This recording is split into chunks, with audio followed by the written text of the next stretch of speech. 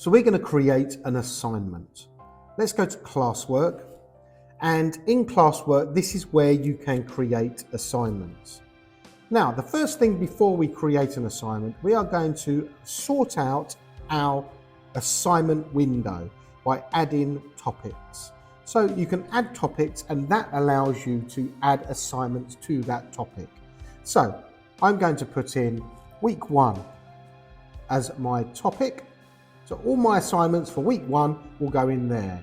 Now I have an assignment here, but I want that in week 1, so I can just drag it into the correct topic.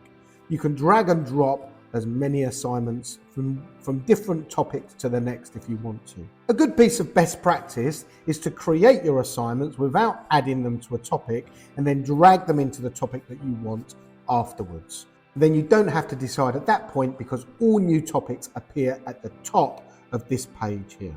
So let's create a new assignment. Now there's different types of assignment that you can actually create. We're going to focus on this one here, assignment. You also have quiz assignment, we have questions, materials, and we can also reuse post, and we can also create other topics from here. So let's click on create assignment. Let's put our title in and let's put our instructions.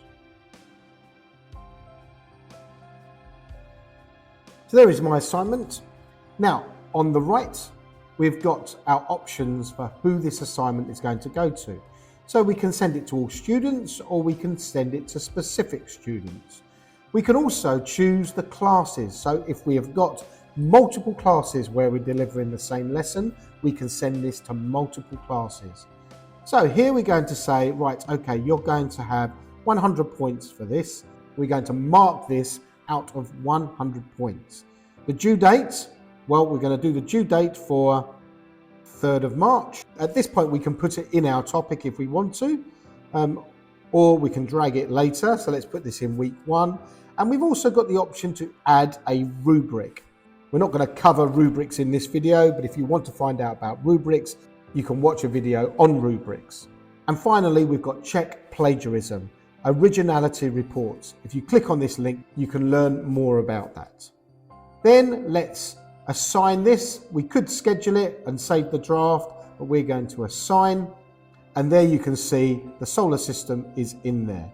Now, if we click on this, we can see the assignment. We can see the amount of students that have actually handed in and how many students it's been assigned to.